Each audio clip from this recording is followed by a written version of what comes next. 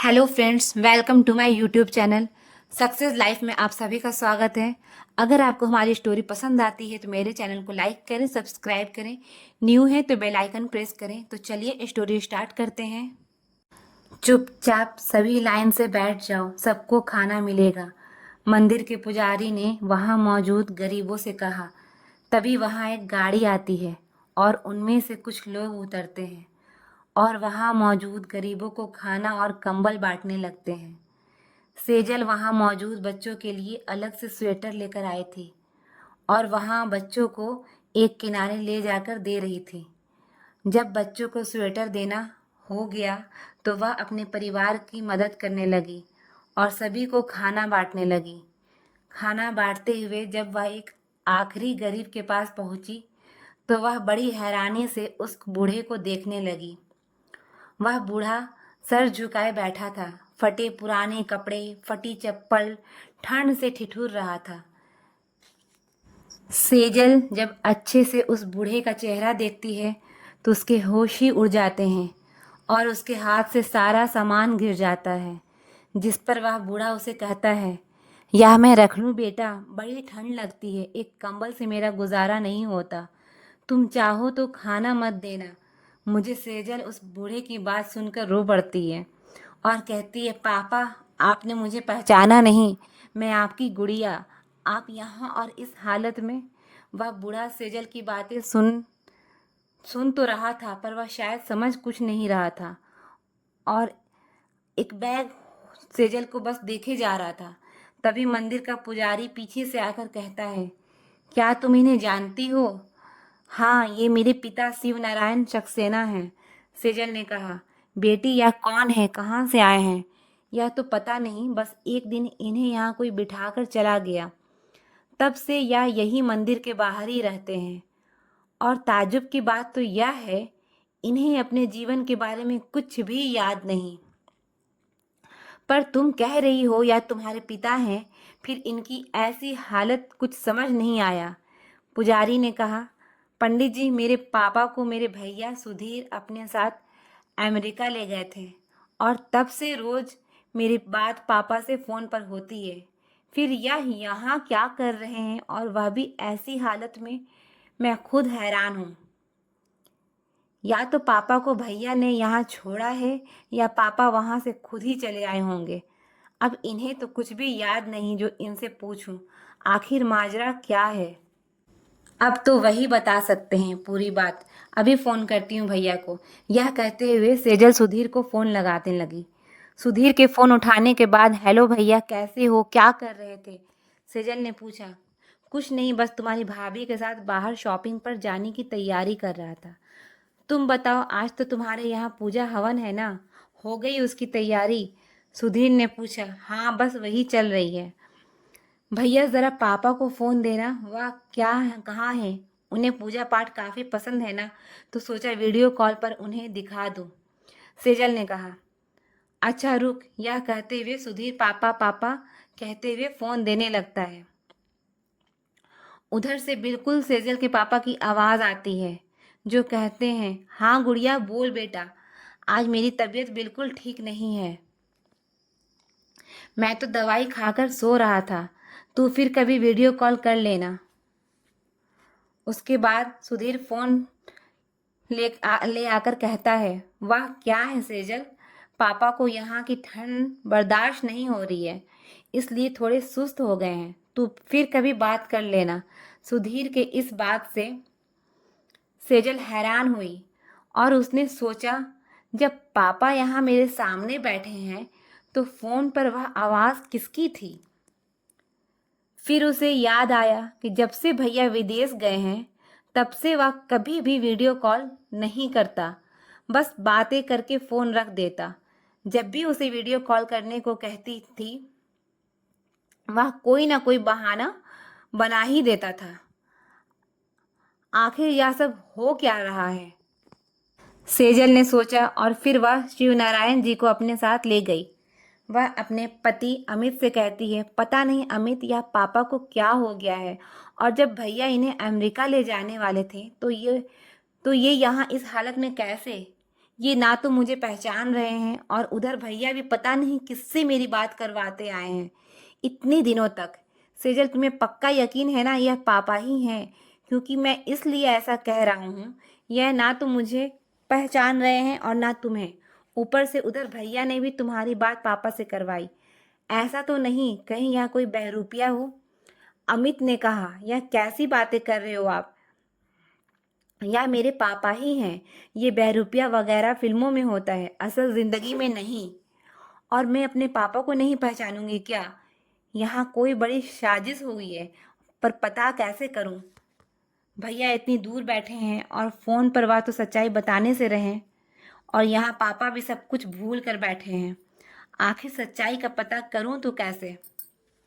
सेजल ने कहा, सेजल, यह सब बात बाद में करेंगे। अभी सबसे ज़्यादा ज़रूरी है पापा का इलाज करवाना। एक बार पापा ठीक हो जाए, बाकी तो सब कुछ अपने आप ही सही हो जाएगा। अमित ने कहा, ठीक कह रहे हो आप। यह कहकर सेजल शिवनारायण जी के पैरों के आगे बैठ बैठकर कहती है, पापा, आपको अपनी गुड़िया याद नहीं? पापा, आपकी तो जान बसती थी हम में, फिर आप हमें कैसे भूल सकते हैं? कुछ तो याद कीजिए, कुछ तो बताइए पापा, आप ऐसे अनजान नहीं बन सकते। सेजल शिवनारायण जी से यह सब बातें कहते कहते रो पड़ी। बिटिया, कौन हो तुम? मुझे सच में याद नहीं, पर यह जो तुम कह रही हो ना, गरीबों में दान वह बड़ा नेक काम है। तुम्हें पता है उन बच्चों को जब रात में ठंड लगती है तो वो काफ़ी रोते हैं। आज वह भी चैन से सो पाएंगे। भगवान तुम्हारा भला करेंगे। शिव नारायण जी ने अपने कांपते हाथों को उठाकर सेजल को आशीर्वाद देते हुए कहा, पापा, यह भी आपने ही तो सिखाया है कि जब आप किसी की मदद करने के लायक हो तो ज़रूर करो, क्योंकि भगवान ने जितना हमें दिया है उतना तो शायद किसी का सपना हो। पापा, भले ही अभी आपको कुछ याद नहीं, पर मुझे सब कुछ याद है, और अब आपकी यह बेटी आपको भी याद दिलाएगी, मदद करेगी। सेजल ने कहा। अगले दिन सेजल शिवनारायण जी को डॉक्टर के पास ले जाती है और डॉक्टर उसे कहते हैं, यह किसी गहरे सदमे की वजह से अपनी याददाश्त खो चुके हैं। ऐसे मरीजों को वापस से याददाश्त आना बड़ा मुश्किल होता है, पर कभी कभी अगर वही मंजर इन्हें दोबारा नजर आ जाए जिससे इन्हें सदमा लगा है, तो याददाश्त वापस आ सकती है। पर यह अभी पक्का नहीं कह सकते। मुझे इनके कुछ टेस्ट करने पड़ेंगे, फिर उनकी हालत कहाँ तक बेहतर जा सकती है ये कहा नहीं जा सकता। उसकी कोशिश करेंगे। सेजल यह सुनकर काफ़ी मायूस हो जाती है और फिर वह शिवनारायण जी को घर वापस लेकर आ जाती है। घर आकर वह अमित से कहती है, अमित, आज से पहले कभी मैंने खुद को इतना लाचार महसूस नहीं किया। समझ रही हूँ कि पापा के साथ ज़रूर कुछ ना कुछ बुरा हुआ है, पर कुछ भी नहीं कर पा रही। क्या करूँ जो पापा ठीक हो जाएं और मुझे सब कुछ पता चल जाए। देखो सेजल, डॉक्टर के कहे मुताबिक पापा को वापस से वही मंजर याद दिलाने से ही उनकी याददाश्त वापस आ सकती है, पर जब हमें पता ही नहीं होगा कि पापा को सदमा कौन सी बात से लगी है, हम वह मंजर उन्हें कैसे दिखा सकते हैं? अब तो एक ही रास्ता है, हमें सब कुछ अब बस सुधीर भैया ही बता सकते हैं। अमित ने कहा, पर भैया जो इतने दिनों से झूठ बोलते आए हैं मुझे, वह अब क्या सच बताएंगे भला? मैं तो बस यह सोचकर हैरान हूँ कि भैया को अमेरिका गए लगभग 1 साल से भी ज़्यादा हो गया, और तब से पापा इसी हाल में जी रहे थे। सर्दी, गर्मी, बरसात की मार झेलते रहे और मैं बेवकूफ़ यहाँ से दूर बैठी यही समझती रही पापा अमेरिका में आराम से हैं। क्यों मेरे दिमाग में एक बार भी यह बात नहीं आई कि पापा को भैया कभी वीडियो कॉल पर आने क्यों नहीं देते?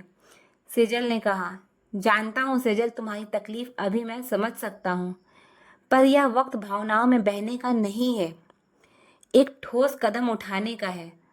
सुधीर भैया की सच्चाई तो नहीं बताएंगे, उल्टा अगर उन्हें पापा के बारे में पता लग गया तो वह इंडिया कभी वापस नहीं आएंगे। इसलिए हमें सबसे पहले उन्हें यहाँ धोखे से बुलाना होगा, और सिर्फ एक ही चीज़ है जो उन्हें यहाँ बुला सकती है, वो है पैसा। तुम भैया को फ़ोन करके कहोगी कि पापा की कोई पॉलिसी मैच्योर हुई है पूरे 1 करोड़ की, और वह पापा को यहाँ आकर साइन करने के बाद ही सीधे उनके अकाउंट में मिलेगी। उसे कुछ शक ना हो इसके लिए कहना, पापा से पूछना ज़रा कि ऐसा कोई पॉलिसी जिसमें उन्होंने अल्टरनेट पते पर मेरा घर का पता डाला था। जब तुम ऐसा पूछोगी तो वह या तो कोई बहाना बनाएंगे या कहेगा हाँ पापा हाँ कह रहे हैं। पैसों की बात सुनते ही वह ज़रूर आएगा। तब हम उसके गिरेबान पकड़ेंगे, और जब वह आएगा पहले हम देखेंगे कि पापा को साथ ना लाने का वह क्या बहाना बनाता है। तब तक पापा को कहीं छुपा कर रखना होगा, अमित ने कहा। उसी रात शिव नारायण जी सब सो रहे थे। वह नींद में जोर जोर से चीखते हुए कहने लगे, मैंने नहीं मारा उसे, मैंने नहीं मारा उसे। बेटा तू तो यकीन कर। सेजल नारायण जी के कमरे में ही सोई थी। वह इस आवाज़ से उठ बैठी, पर उसने शिव नारायण जी को जगाया नहीं। उसे लग रहा था कि नींद में ही शायद शिव नारायण जी कुछ काम की बातें बता देंगे, पर वह इन शब्दों के अलावा कुछ नहीं बोले और शांत होकर वापस से सो गए। अगले दिन सेजल सुधीर को से फ़ोन पर कहती है जैसा उसे अमित कहता है। फिर सेजल कहती है, ज़रा पापा को फ़ोन देना। जिस पर सुधीर कहता है, अरे पापा अपने हम उम्र दोस्तों के साथ बाहर जाते हैं इस समय, पूरे दिन घर पर रहकर बोर हो जाते हैं, इसलिए मैं ही कहता हूँ चले जाया करें। अरे मैं उन्हें बता दूंगा, और अगर आने की ज़रूरत पड़ी तो ज़रूर आऊँगा। एक बात बता, अगर सिर्फ मैं आऊँ तो चलेगा? वह क्या है ना, पापा की अब उम्र भी काफ़ी हो गई है, तो सफ़र उन्हें रास नहीं आती, वह भी इतना लंबा सफ़र। भैया पॉलिसी पापा के नाम पर है तो उनके तो साइन चाहिए होंगी ना, पर क्योंकि उन्होंने नॉमिनी में आपको रखा है तो मैं पूछती हूँ वकील से कि सिर्फ आपके साइन से काम होगा या नहीं। यह कहकर सेजल फ़ोन रख देती है। अगले दिन वह वापस सुधीर को कॉल करके कहती है, हाँ भैया आपके साइन भी चलेंगे। तो इस पर सुधीर कहता है, ठीक है मैं सबसे जल्दी की टिकट करवा कर आता हूँ। वह तुम्हारी भाभी भी आना चाहती है, काफ़ी दिन हो गए हैं ना हमें वहाँ आए हुए। हाँ हाँ भैया आप सभी का स्वागत है। काश कि पापा भी आ पाते तो उनसे भी मिलना हो जाता, पर आप और भाभी दोनों आ जाएंगे तो पापा की वहाँ देखभाल कौन करेगा? सेजल ने कहा, यहाँ पापा के लिए फुल टाइम मेड है जो पापा की अच्छे से अच्छे देखभाल करती है, और कुछ दिनों की ही तो बात है, सुधीर ने कहा। फोन रखने के बाद सेजल अमित से कहती है, कैसे झूठ पर झूठ बोले जा रहे हैं। आओ भैया, जो तुम्हारे झूठ का करारा जवाब मैंने भी ना दिया तो मेरा नाम भी सेजल नहीं। सेजल हमें बड़े सतर्क होकर पूरा काम करना पड़ेगा, कहीं ऐसा ना हो कि सुधीर के यहाँ आने से पहले उसे सब कुछ पता चल जाए, अमित ने कहा। उसके बाद एक दिन सेजल शिवनारायण जी को पार्क में घुमाने ले जाती है। वह वहाँ बैठे अपने पापा को कुछ पुरानी तस्वीर याद दिलाती है, दिखाती है तो पुरानी तस्वीर पर शिवनारायण जी उन तस्वीरों को एक अनजान की तरह ही देख रहे थे। यहाँ तक कि वह अपनी पत्नी को भी नहीं पहचान पा रहे थे। पर जैसी सेजल ने फोन पर तस्वीर बदलते बदलते शिवनारायण जी के सामने सुधीर की तस्वीर दिखाई, शिवनारायण जी के चेहरे का भाव ही बदल गया। वह एकाएक बोल पड़े, अरे यह तुम्हारे परिवार के बीच में क्या कर रहा है? आप जानते हो इन्हें? क्या किया था इन्होंने? सेजल उत्तेजित होकर शिवनारायण जी से पूछने लगी। इससे पहले शिवनारायण जी कुछ बताते एक बुजुर्ग व्यक्ति वहां जाकर सेजल से कहता है, अरे सेजल बेटा, तुम कितने दिनों बाद मिलना हो रहा है तुम लोगों से। और शिवनारायण यह अमेरिका से कब आया? अरे दिनेश अंकल, आप कैसे हैं? सेजल ने पूछा। बेटा मैं तो ठीक हूँ। जब से इस मोहल्ले से दूर गया हूँ सबसे लगभग रिश्ता टूट ही गया है। उम्र हो गई है, ज़्यादा घर से निकलना नहीं हो पाता। शिवनारायण से तो तब मिला था जब यह अमेरिका जाने वाला था। उसके बाद यह कब आया और तुम शिवनारायण से आने के बाद एक फ़ोन तक नहीं किया तुमने, है ना? कैसा दोस्त है तू? हम पड़ोसी कम दोस्त ज़्यादा थे। थोड़ी दूर क्या चल गया, सारे रिश्ते ही तोड़ दिए। दिनेश जी ने कहा। अंकल क्या बताऊं आपको, पापा को अभी कुछ भी याद नहीं। आप यकीन नहीं करेंगे मैंने पापा को किस हालत में देखा। हमारी बहुत कोशिशों के बाद अमित का ट्रांसफ़र इसी शहर में हो पाया। मेरे सास ससुर का भी हमारे अलावा कोई नहीं है। और मैं सोच रही थी पापा भी भैया के साथ अमेरिका में बस गए हैं तो चलो एक ही शहर में रहकर पूरे परिवार के साथ रह पाएंगे। यहाँ आने के बाद अपनी मन्नत के पूरा होने पर माता के मंदिर के बाहर गरीबों में कुछ दान करने का इरादा बनाकर जब वहाँ गई तो पापा को वहाँ भिखारियों की लाइन में बैठे भीख मांगते देखा। मैं बता नहीं सकती अंकल उस वक्त मुझ पर क्या बीती। सोचा था पापा अमेरिका में आराम से हैं, पर यहाँ तो पापा की ऐसी हालत। अब इनके साथ क्या हुआ ना तो यह बता सकते हैं ना ही भैया बताएंगे। सेजल ने कहा। बेटा जब उसने मुझे अपने अमेरिका जाने की बात बताई थी, वह भी सुधीर के साथ, तभी मुझे यह बात खटकी थी, क्योंकि सुधीर कभी सीधे मुंह तो इनसे बात ही नहीं करता था। यह अक्सर जाकर अपना दुख मुझे बताया करता था। एक बार की बात है, जब यह मुझसे मिलने आया तो उसने कहा, दिनेश एक कप चाय पिलाएगा? मैंने अपनी बहू से कहकर चाय मंगवा दिया। चाय आने के बाद भी यह कुछ कहना चाह रहा था पर कह नहीं पा रहा था। जब मैंने पूछा शिव नारायण कोई परेशानी है तो बताओ, तो यह मुझसे कहने लगा, दिनेश तू मुझे कुछ खिला सकता है क्या?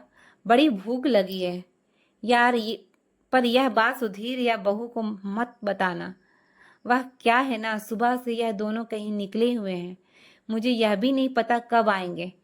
मैंने सोचा मेरा खाना फ्रिज में रख कर गए होंगे, पर घर में कोई खाना नहीं है। बहुत ज़ोरों की भूख लगी है, पैसे भी नहीं है मेरे पास। इस पर मुझे सुधीर पर काफ़ी गुस्सा आया। ऐसे कैसे कोई कर सकता है? पर इसने मुझे कहा, यार कुछ खिला दे, शुगर का मरीज हूँ, ज़्यादा देर तक भूखा नहीं रह पाता। फिर मैंने इसे पोहा दिया। यह तो उस दिन की बात। एक दिन तो तुम्हारे घर से चीखने चिल्लाने की आवाज़ आई थी, जिसे मेरा पूरा परिवार सुनना। एक रोज़ तो थक कर मेरे बेटे ने पुलिस को ही बुला लिया ताकि यह सब बंद हो जाए। पर हमें क्या पता था मेरा यह कदम हमें इससे और दूर ले जाएगा। पुलिस तो चले गए, पर शिवनारायण बिल्कुल बदल गया। वह मुझसे अब बात नहीं करता और ना ही मेरे घर आता। फिर एक दिन यह अचानक आकर कहता है, मैं अपने बेटे के साथ अमेरिका जा रहा हूँ।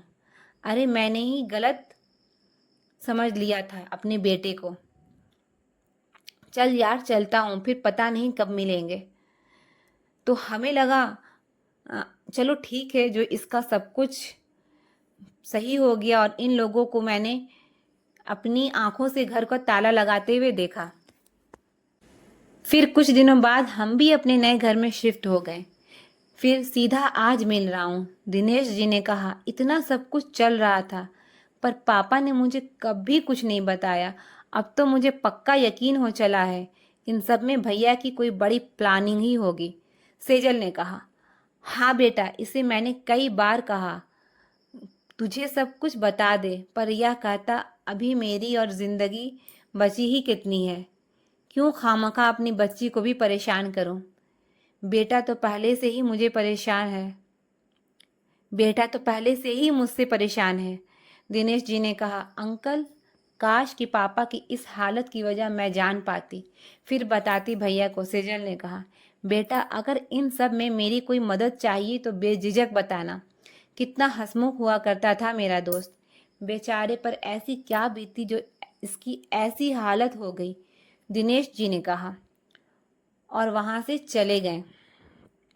इधर सेजल शिवनारायण जी को घर लेकर वापस आ गई और उन्हें वापस से सुधीर की तस्वीर दिखाकर पूछने लगी, क्या आप इन्हें जानते हैं? अब शिवनारायण जी को कुछ याद नहीं आया। दिन बीतते गए, एक दिन सुधीर भी आ गया। सुधीर के आने से पहले ही सेजल ने शिवनारायण जी को छुपा दिया था। सुधीर जाकर सेजल से कहता है, कब चलना है साइन करने? भैया अभी अभी तो आए हो, यह सब तो हो ही जाएगा, इतनी भी क्या हड़बड़ी है, जरा हमारे साथ भी अच्छे से मिल लो।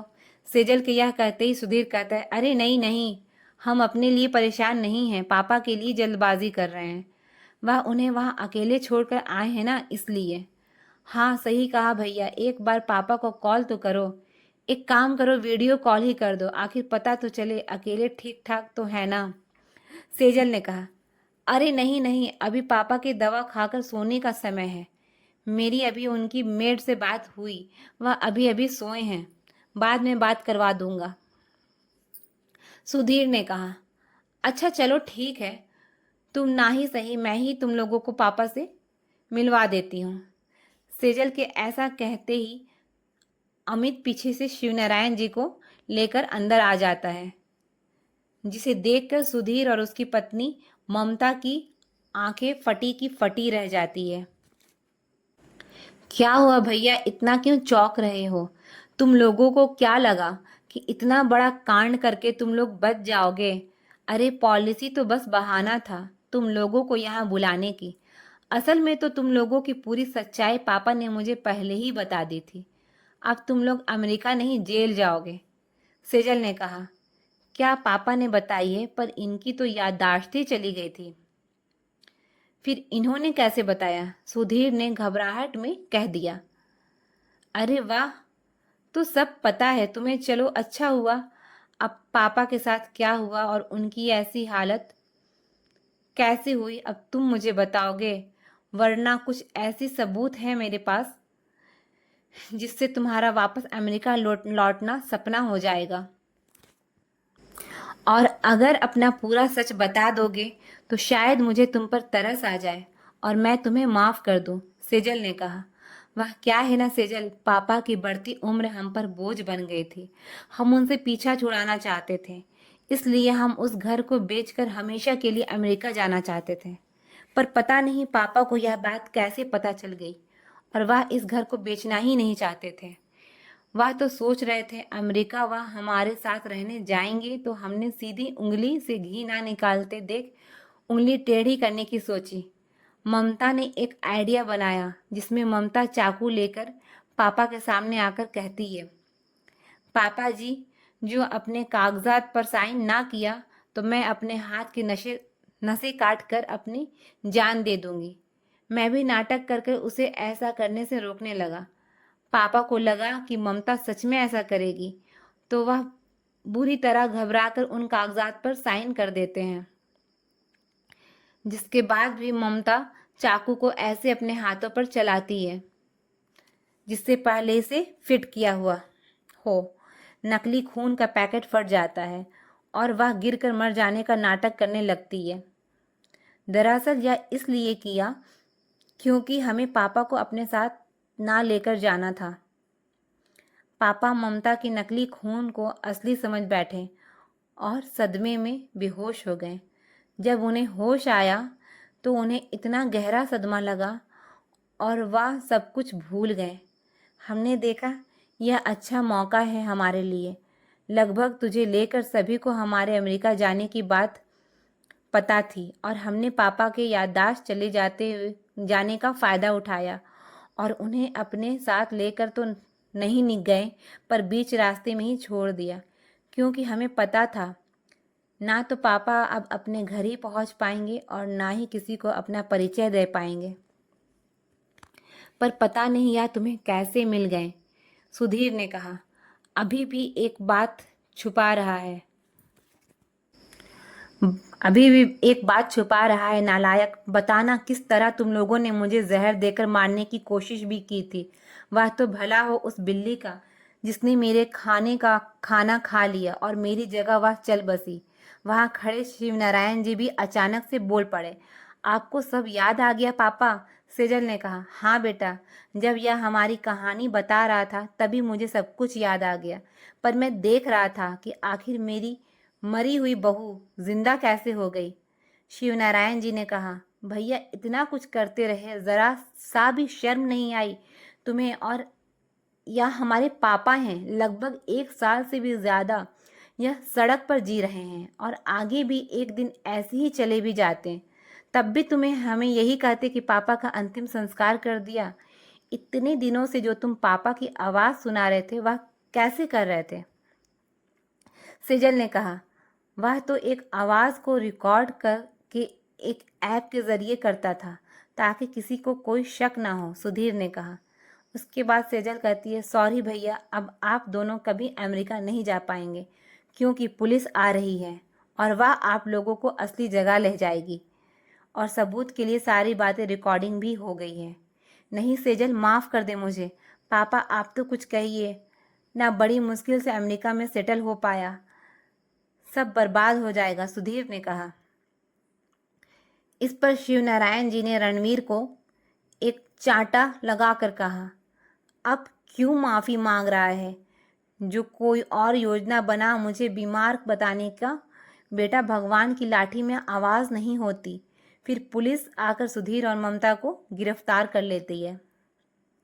उसके बाद सेजल शिवनारायण जी के सीने से लगकर कहती है, पापा आज मैं बहुत खुश हूँ कि आप ठीक हो गए।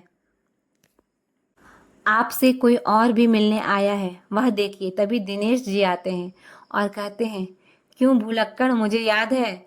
शिवनारायण जी हंसते हुए बोले, हाँ तुझे कैसे भूल सकता हूँ यार, पर एक बात बता, तू तो बड़ा खुश था अमेरिका जाने के लिए। कहीं से भी ऐसा नहीं लग रहा था कि सुधीर तुझ पर जोर डाल रहा है। दिनेश जी ने कहा, हाँ, क्योंकि कुछ दिनों से दोनों बड़ी चिकनी चुपड़ी बातें कर रहे थे। मुझे तो बाद में पता चला कि यह इस घर को बेचकर हमेशा के लिए मुझे जहर देकर जान से मारने का इरादा बना रहे हैं। तभी मैंने विरोध किया, पर देखो क्या से क्या हो गया। शिवनारायण जी ने कहा, वाह, तो शुक्र मनाओ मेरी बेटी का और दामाद का, वरना दिनेश जी ऐसा कह ही रहे होते हैं। तभी सेजल कहती है, बस कीजिए आप लोग, अब तो खुशी मनाने का दिन है। भूल जाइए पुरानी बातों को। और फिर सभी हंसने लगते हैं। अब शिवनारायण जी को सेजल ही अपने घर में प्रेम पूर्वक रखने लगी। सुधीर और ममता ने कई बार शिवनारायण जी से मिलने की कोशिश की, मगर सेजल ने अपने घर के नौकरों को साफ हिदायत दे रखी थी कि उन्हें किसी भी कीमत पर घर के अंदर ना आने दिया जाए। सच कहा गया है, पाप का घड़ा एक दिन फट ही जाता है। वैसे ही हुआ सुधीर और ममता के साथ। अगर उन्होंने निर्दोष भोले भाले शिवनारायण जी को जहर देकर मारने की कोशिश ना की होती तो उन्हें भी जेल की हवा ना खानी पड़ती और सभी लोग प्रेम पूर्वक अपना अपना जीवन जीते। हम मनुष्य को अपने कर्म का करने के लिए जन्म दिया गया है, लेकिन कभी कभी मनुष्य बदले की भावना इतनी प्रबल हो जाती है कि उसे कहाँ लेकर डुबो देती है पता भी नहीं चलता। इसलिए हमेशा अच्छे कर्म कीजिए। दोस्तों, उम्मीद करती हूँ कि आपको ये हमारी कहानी पसंद ज़रूर आई होगी। तो कहानी पसंद आई है तो वीडियो को लाइक करें, चैनल को सब्सक्राइब करें, न्यू है तो बेल आइकन प्रेस करें ताकि मेरे वीडियो का नोटिफिकेशन सबसे पहले आप तक पहुँच सके। बहुत जल्द लेकर आऊँगी एक नई स्टोरी, नई प्रेरणा के साथ। तब तक के लिए बाय बाय।